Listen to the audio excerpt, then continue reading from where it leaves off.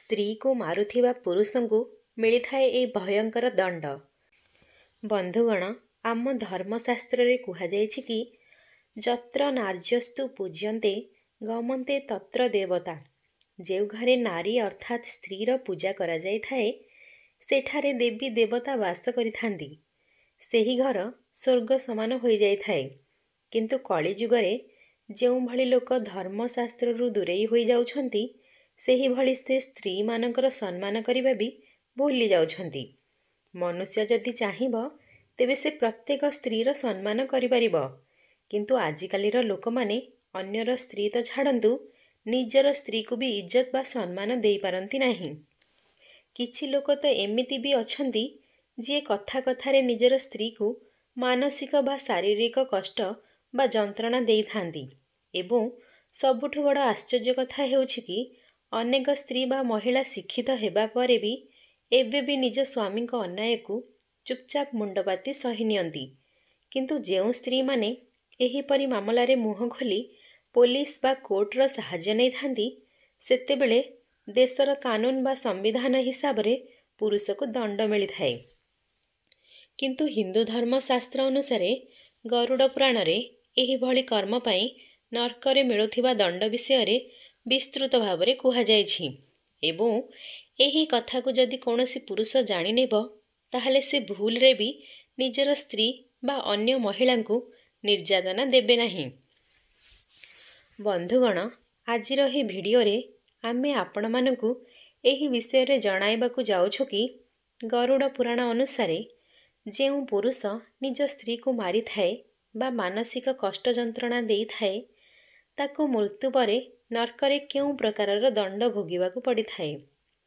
ନମସ୍କାର ବନ୍ଧୁଗଣ, ଆପଣମାନଙ୍କୁ ପୁଣି ଆମର ୟୁଟ୍ୟୁବ୍ ଚ୍ୟାନେଲ ମାନି ଭଏସ୍କୁ ହୃଦୟରୁ ବହୁତ ବହୁତ ସ୍ୱାଗତ କରୁଛି।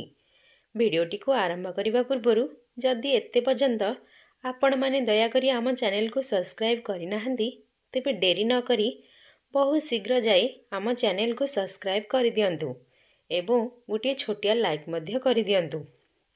ବନ୍ଧୁଗଣ, ଗରୁଡ଼ ପୁରାଣରେ ବର୍ଣ୍ଣିତ ଏକ ପ୍ରସଙ୍ଗରେ ପକ୍ଷୀରାଜ ଗରୁଡ଼ ଭଗବାନ ଶ୍ରୀକୃଷ୍ଣଙ୍କୁ ପଚାରିଲେ, ହେ ପରମେଶ୍ୱର ନାରାୟଣ, ଆପଣ ଏହା ତ ଜଣାଇଦେଲେ କି ମନୁଷ୍ୟକୁ କେଉଁ କର୍ମ ପାଇଁ କେଉଁ ଦଣ୍ଡ ମିଳିଥାଏ, କିନ୍ତୁ କୃପା କରି କହନ୍ତୁ କି କଳି ଯୁଗର ପ୍ରକୃତି ହିସାବରେ ଯଦି କୌଣସି ପୁରୁଷ ନିଜର ସ୍ତ୍ରୀ ବା ଅନ୍ୟ ମହିଳାଙ୍କୁ ମାନସିକ କିମ୍ବା ଶାରୀରିକ ଯନ୍ତ୍ରଣା ଦେଇଥାଏ ତାହେଲେ ଏହିଭଳି ପୁରୁଷକୁ ମୃତ୍ୟୁ ପରେ କେଉଁଭଳି ଦଣ୍ଡ ଭୋଗିବାକୁ ପଡ଼ିଥାଏ।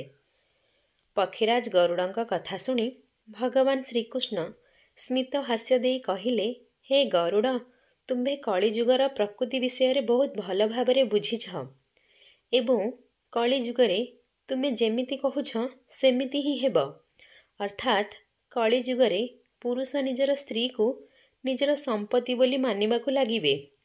କଳିଯୁଗର ପୁରୁଷ ନିଜର ଇଚ୍ଛା ଅନୁସାରେ ଯେତେ ବି ସ୍ତ୍ରୀ ଲୋକଙ୍କ ସହିତ ସମ୍ପର୍କ ରଖୁନା କାହିଁକି କିନ୍ତୁ ତାଙ୍କର ସ୍ତ୍ରୀ ସର୍ବଦା ତାଙ୍କ ପ୍ରତି ସଚ୍ଚୋଟ ହେବା ଦରକାର। ହେ ପକ୍ଷୀରାଜ, କଳିଯୁଗର ସବୁଠୁ ବଡ଼ ବିଡ଼ମ୍ବନା ହେଉଛି କି ସେ ଘରର ବାହାରେ ମହିଳାଙ୍କୁ ପୁରୁଷଙ୍କ ସହିତ ସମାନ କରିବା ପାଇଁ ବଡ଼ ବଡ଼ ଭାଷଣ ଦେଉଥାଏ, କିନ୍ତୁ ଯେତେବେଳେ ନିଜର ସ୍ତ୍ରୀ କଥା ଆସେ ସେ ତାକୁ ଉଭୟ ମାନସିକ ଏବଂ ଶାରୀରିକ ନିର୍ଯାତନା ଦେଇଥାଏ। ଜ୍ଞାନୀରୁ ଜ୍ଞାନୀ ପୁରୁଷ ବି ନିଜର ସ୍ତ୍ରୀକୁ ଯୌତୁକ ପାଇଁ ନିର୍ଯାତନା ଦେଇଥାଏ ଏବଂ ପର ପୁରୁଷଙ୍କ ସହିତ କଥା ହେବା ଦ୍ୱାରା ନିଜର ସ୍ତ୍ରୀକୁ ସନ୍ଦେହ ଦୃଷ୍ଟିରେ ଦେଖିବାକୁ ଲାଗିଥାଏ। ଏବଂ କିଛି ପୁରୁଷ ତ ଏମିତି ହେବେ ଯିଏ ନିଜର ସ୍ତ୍ରୀକୁ ବଳାତ୍କାର କରି ହତ୍ୟା ମଧ୍ୟ କରିବାକୁ ପଛେଇ ନଥାନ୍ତି। ଅଜ୍ଞାନତା ବଶତଃ ଏମିତି ମନୁଷ୍ୟ ଜାଣିପାରିବ ନାହିଁ କି ସେ ବଞ୍ଚିଥିବା ଅବସ୍ଥାରେ ନିଜର ସ୍ତ୍ରୀ ସହିତ ଯେଉଁ ସବୁ କୁକର୍ମ କରିଛି ମୃତ୍ୟୁ ପରେ ତାକୁ କେତେ ଜନ୍ମ ଯାଏଁ ଏହି କର୍ମର ଫଳ ଭୋଗିବାକୁ ପଡ଼ିବ। ହେ ପକ୍ଷୀରାଜ ଗରୁଡ଼, ଯେଉଁ ପୁରୁଷ ଦ୍ୱେଷ ବା ଈର୍ଷା କାରଣରୁ ବା ଯୌତୁକ ନ ମିଳିବା କାରଣରୁ ବା ପୁତ୍ର ପ୍ରାପ୍ତି ନ ହେବା କାରଣରୁ ନିଜର ସ୍ତ୍ରୀକୁ ଛାଡ଼ି ଦେଇଥାଏ ଏମିତି ପୁରୁଷକୁ ଅନେକ ଜନ୍ମ ଯାଏଁ ଚକ୍ରଭାଗ ପକ୍ଷୀ ହୋଇ ରହିବାକୁ ପଡ଼ିଥାଏ। ଏହାଛଡ଼ା ଯେଉଁ ପୁରୁଷ ନିଜର ସ୍ତ୍ରୀ ସହିତ ଯେତେବେଳେ ଯାଏଁ ରହିଥାଏ ସେତେବେଳେ ଯାଏଁ ତାଙ୍କ ପାଖରେ ଧନ ଏବଂ ଖୁସି ରହିଥାଏ ତାପରେ ସେ ସବୁ ସରିଗଲା ପରେ ସେ ନିଜର ସ୍ତ୍ରୀକୁ ଛାଡ଼ି ଦେଇଥାନ୍ତି। ଏହିପରି ପୁରୁଷଙ୍କୁ ତାମସିକ ନାମକ ନର୍କଦଣ୍ଡ ଭୋଗିବାକୁ ପଡ଼ିଥାଏ। ଅର୍ଥାତ୍ ଏମିତି ପୁରୁଷଙ୍କ ଆତ୍ମାକୁ ନର୍କର ଲୁହାରେ ବାନ୍ଧି ପିଟା ଯାଇଥାଏ, ଯେତେବେଳେ ଯାଏଁ ତାଙ୍କର ମୁହଁରୁ ଦେହରୁ ରକ୍ତ ନ ବାହାରିଛି। ଏହାଛଡ଼ା ଯେଉଁ ପୁରୁଷ ନିଜର ସ୍ୱାମୀ ଧର୍ମ ପୂରଣ କରିନଥାଏ, ତାକୁ ମୃତ୍ୟୁ ପରେ ନର୍କରେ ତାର ଶରୀରରେ ଧାର ଥିବା ଅସ୍ତ୍ରରେ କ୍ଷତ କରାଯାଏ ଏବଂ ତାକୁ ଚାବୁକରେ ମାଡ଼ ମରାଯାଇଥାଏ।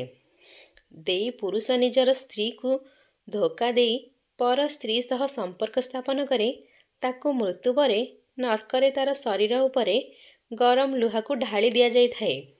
ଏହାଛଡ଼ା ଯେଉଁ ପୁରୁଷ ମହିଳାଙ୍କୁ ବିବାହର ବଚନ ଦେଇ ତାଙ୍କ ସହିତ ସମ୍ବନ୍ଧ ରଖିଥାନ୍ତି, ତାଙ୍କୁ ମୃତ୍ୟୁ ପରେ ନର୍କରେ ମଳମୂତ୍ର ଥିବା କୁହ ଭିତରେ ଫୋପାଡ଼ି ଦିଅନ୍ତି।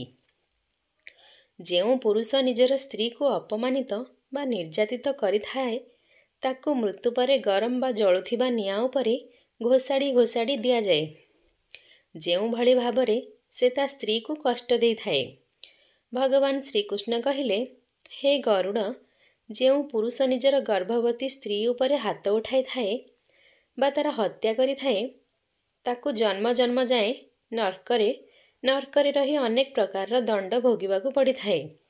ଏହି ସମୟରେ ଏମିତି ପୁରୁଷଙ୍କ ଆତ୍ମାକୁ ଗରମ ବାଲିରେ ଶହ ଶହ ବର୍ଷ ଚାଲିବାକୁ ପଡ଼ିଥାଏ ଏବଂ ତାପରେ ତାକୁ ଗରମ ଲୁହାରେ ବାନ୍ଧି ଦିଆଯାଇଥାଏ। ବନ୍ଧୁଗଣ, ଏହା ଥିଲା ପୁରୁଷଙ୍କୁ ମିଳୁଥିବା ଦଣ୍ଡ ବିଷୟରେ ବିବରଣୀ। ସାଙ୍ଗମାନେ ନିଜର ପତ୍ନୀଙ୍କୁ ସର୍ବଦା ଇଜ୍ଜତ ବା ସମ୍ମାନ ଦିଅନ୍ତୁ। ଯେଉଁ ଘରେ ନାରୀର ସମ୍ମାନ ହୋଇଥାଏ, ସେହି ଘରେ ସ୍ୱୟଂ ମା ଲକ୍ଷ୍ମୀ ଓ ମା ଗୌରୀ ବାସ କରନ୍ତି। ସେହି ଘର ସର୍ବଦା ଧନ ସମ୍ପତ୍ତି ସୁଖ ସମୃଦ୍ଧିରେ ଭରପୁର ହୋଇ ରହିଥାଏ। ସେହି ଘର ସ୍ୱର୍ଗ ସଦୃଶ ହୋଇଥାଏ। ବନ୍ଧୁଗଣ, ଯଦି ଆପଣମାନେ ଚାହୁଁଛନ୍ତି କି କୌଣସି ସ୍ୱାମୀ ନିଜର ସ୍ତ୍ରୀକୁ ମାନସିକ ଏବଂ ଶାରୀରିକ ଯନ୍ତ୍ରଣା ଦେଲେ ତାକୁ ମୃତ୍ୟୁ ପରେ କେଉଁ ଦଣ୍ଡ ମିଳିଥାଏ, ତାହେଲେ ଆମକୁ କମେଣ୍ଟ ମାଧ୍ୟମରେ ଲେଖି ଜଣାନ୍ତୁ। ଆମେ ନିଶ୍ଚୟ ଚେଷ୍ଟା କରିବୁ ଆପଣଙ୍କ ପ୍ରଶ୍ନର ଉତ୍ତର ଦେବା ପାଇଁ। ଗରୁଡ଼ ପୁରାଣରେ ମଧ୍ୟ ଏହିଭଳି ବିଷୟରେ ବିସ୍ତୃତ ଭାବରେ ବର୍ଣ୍ଣନା କରାଯାଇଛି। ଯଦି ଆପଣଙ୍କର ଆଖପାଖରେ ଏହିଭଳି ଘଟଣା ଘଟୁଛି, ତେବେ ଆପଣ ଆମର ଏହି ଭିଡ଼ିଓକୁ ଅଧିକରୁ ଅଧିକ ମାତ୍ରାରେ ସେୟାର କରନ୍ତୁ। ସେୟାର କରି ସମାଜରେ ଥିବା ସଚେତନତା ସୃଷ୍ଟି କରନ୍ତୁ। ନମସ୍କାର ବନ୍ଧୁଗଣ, ରହୁଛି।